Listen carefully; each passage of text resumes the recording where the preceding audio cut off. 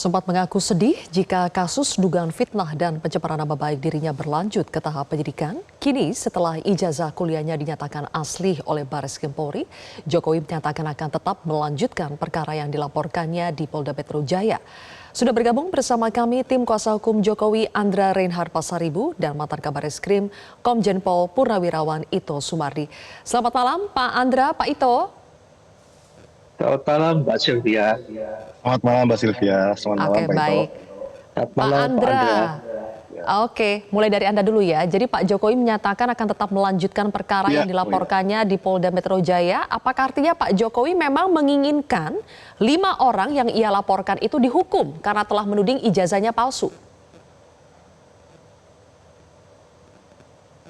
Ya baik Mbak, sebenarnya tujuan dari pelaporan itu kan bukan untuk mempidanakan atau bukan untuk memenjarakan seseorang. Tapi kan ini lebih kepada memberikan mungkin bisa kita bilang edukasi lah Mbak ya. Dalam mengutarakan pendapat, dalam melakukan hal-hal itu sebaiknya kan melihat fakta-fakta yang ada. Sebelum munculnya laporan kan juga udah beberapa kali mereka pun sudah melayangkan gugatan di pengadilan negeri, beberapa gugatan, dan akhir-akhir sebelum laporan dilayangkan juga kami dari tim kuasa hukum sudah melakukan 2 kali press con, ya kan. Nah tapi ya kalau mau dilihat Mbak, sampai saat ini pun setelah keluar hasil dari puslapor pun ya narasi yang dibangun tetap saja gitu, tetap aja tidak mempercayai. Jadi ya bagaimana? Jadi mungkin situasi-situasi ini mungkin masyarakat bisa lihat sendiri lah gitu loh. Ini seharusnya bagaimana, bukannya berhenti atau mungkin ada akhirnya menerima hasil puslapor dari mereka, tapi tetap aja kan narasinya adalah oh ini ada salah, ini ada salah. Lembaga sekredibel kepolisian pun dalam melakukan lapor aja pun itu masih dibilang salah gitu loh. Ini yang ya sangat disayangkan. Jadi karena dari pihak sana itu masih saja membantah, mempermasalahkan ijazahnya Pak Jokowi, makanya untuk memberikan pelajaran begitu ya, makanya proses hukumnya tetap berlanjut di Polda Metro Jaya, Pak Andra? Iya, pelajaran ini bukan pelajaran kepada orang-orang itu, tapi pelajaran kepada publik juga Mbak gitu. Dimana ijazah itu kan salah satu data pribadi juga. Wewenang orang dong Mbak mau memperlihatkan apa enggak. Terus sudah dibilang asli, tetap aja diserang segala macam. Ya sudah kalau gitu. Gugatan perdata pernah mereka layangkan. Nah, lantas jalan pidana juga dimulai dari mereka yang pertama kali melaporkan Pak Jokowi di Bareskrim, lantas baru kemudian dilaporkan balik oleh Pak Jokowi di Polda Metro Jaya. Jadi ya mungkin perdamaian atau apapun itu hal yang nanti, tapi bicara penegakan hukum itu yang harus dikedepankan saat ini Mbak. Sejauh ini tidak ada kata damai Pak Andra? Belum lah. Yang tadi saya sampaikan perdamaian itu nanti kita lihat nanti. Tapi kan ini juga proses yang LP kami masih tahapan penyelidikan kan Mbak. Masih apakah benar ada peristiwa pidana yang dilakukan oleh serangkaian peristiwa-peristiwa yang kita laporkan apa tidak ya. Nanti kita menunggu dari Polda Metro Jaya bagaimana Mbak. Oke, baik. Pak Ito, sekarang ijazah Jokowi sudah dinyatakan asli. Apakah itu artinya 5 terlapor Roy Suryo CS itu terancam dibui? Ya, baik Pak. Kita pahami dulu dalam proses criminal justice system itu polisi adalah bertindak untuk proses penyidikan. Setiap pelaporan itu harus diterima kecuali tertangkap tangan, maka itu harus melalui proses penyelidikan. Nah, penyelidikan ini kan sekarang ramai karena apakah bedanya otentik dengan identik. Yang dilakukan oleh teman-teman di Bareskrim, otentik itu adalah ijazah asli, bukan kita menganalisa ijazah yang berasal dari sumber lain. Identik tentunya membandingkan dengan ijazah lain yang dikeluarkan oleh lembaga yang sama. Kemudian berdasarkan penelitian secara ilmiah, maka di sana sudah diputuskan bahwa semuanya adalah identik terhadap objek yang otentik. Kemudian untuk bisa mendukung dari mana ijazah itu dikeluarkan, tentunya penyidik meminta keterangan kepada lembaga, kepada orang-orang yang terkait. Nah, setelah ini dinyatakan ijazah ini adalah asli, maka ada konsekuensi hukum bagi orang yang mengatakan bahwa Pak Jokowi melakukan pemalsuan terhadap ijazah. Ini sudah masuk unsurnya. Jadi ada 4 unsur yang secara sudah masuk. Pertama, keterangan saksi. Saksi ini banyak, Pak Jokowi, kemudian UGM, dan lain sebagainya. Yang kedua adalah keterangan ahli dari puslapor. Yang ketiga adalah ijazah itu sendiri. Kemudian yang keempat adalah petunjuk, yaitu video-video, mungkin akun-akun TikTok dan sebagainya yang selama ini mendukung bahwa ijazah Pak Jokowi itu adalah palsu. Nah, tinggal nanti keterangan terdakwa. Sebetulnya ini yang sudah bisa masuk ke dalam unsur pidana yang disangkakan, yaitu menyebar berita bohong melalui media, kemudian fitnah, kemudian juga pencemaran nama baik. Nah, sekarang kan tinggal yang disampaikan Mas Andra masuk ke dalam proses penyelidikan. 4 bukti ini yang nanti akan dipertimbangkan, diselidiki apakah memang memenuhi unsur ya, unsur dari tadi ya, misalnya misalnya dari menyebarkan berita bohong melalui media, kemudian juga fitnah, kemudian pencemaran nama baik. Saya berpikir tentunya orang yang mempunyai hak ya, bahwa ini adalah sesuatu ingin menunjukkan kebenaran. Menurut saya mungkin di sini Pak Jokowi juga ingin memulihkan nama baik beliau. Kan sekarang nama baik beliau ini kan di mana-mana sudah boleh dikatakan tercemar. Dan tentunya beliau juga ingin agar masyarakat tahu bahwa kalau betul-betul ijazah itu adalah benar, maka masyarakat juga tentunya harus menghilangkan stigma bahwa beliau itu adalah orang yang memasukkan ijazah.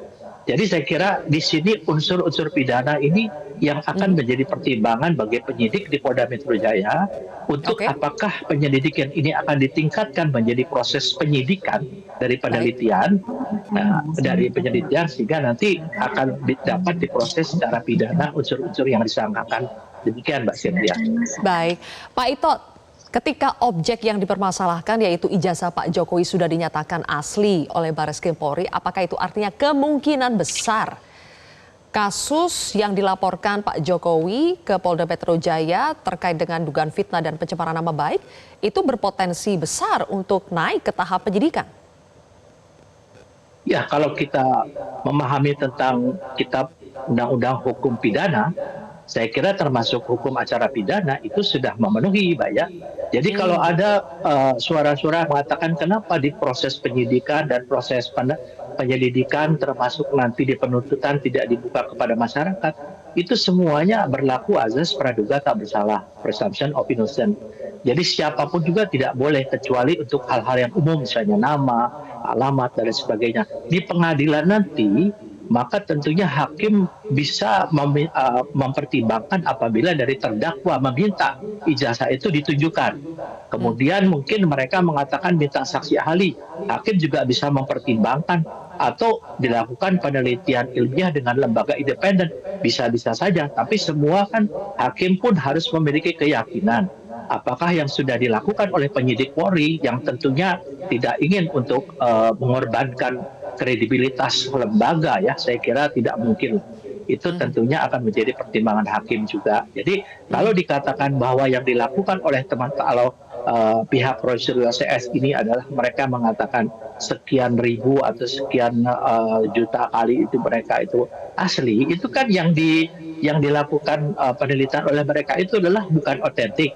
Kemudian yang kedua, kapasitasnya apa? Beliau-beliau itu melakukan analisa akademik ya, karena mereka itu kan tidak punya sertifikasi sebagai orang yang memiliki hak untuk melakukan penyelidikan secara laboratoris, kecuali di kepolisian yaitu laboratorium forensik.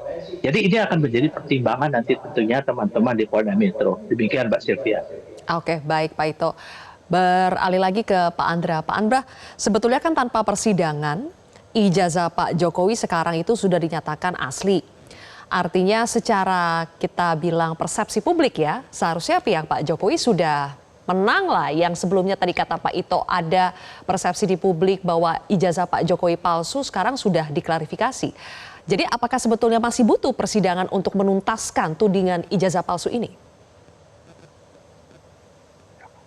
Yang menjadi bahan laporan polisi kami di Polda Metro Jaya itu kan Mbak atas perbuatan fitnah Mbak dan pencemaran nama baik, ya kan? Nah, jadi yang pertama ini kemarin saya benar-benar dari tim hukum mengapresiasi cara kerja dari Bareskrim bagaimana untuk mengungkap sejarah keaslian ini atau bagaimana lapornya. Bukan hanya melakukan lapor saja, tapi Bareskrim Polri melakukan penyelidikan secara mendalam. Apa itu mendalam? Yaitu mereka mencari tahu bagaimana sampai ijazah itu lahir. Setiap ijazah, dari ijazah SMP, ijazah SMA, munculnya itu bagaimana? Apakah Pak Jokowi beneran masuk menjadi mahasiswa sampai dengan bukti pembayaran, kartu janji mahasiswa, apa semuanya itu masih ada.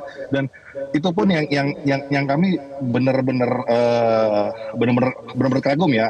Artinya bicara mengenai ini sudah tidak terbantahkan. Nah, lantas apakah masih perlu lagi untuk pembuktian ijazah palsu? Untuk pembuktian ijazah palsunya menurut saya sudah selesai. Karena dumas yang mereka layangkan di Bareskrim Polri adalah dumas terkait ijazah palsu. Oke. Sedangkan laporan kami yang di Polda Metro Jaya ini adalah terkait perbuatannya, ya kan? Nah, tentunya LP kami di Polda Metro Jaya menunggu hasil lab ini.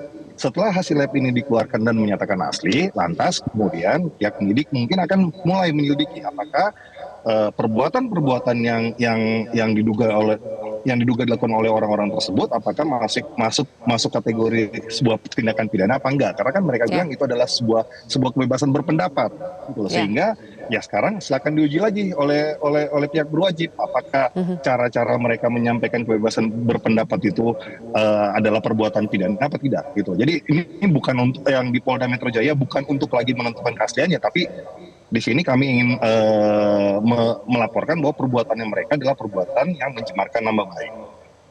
Oke, baik.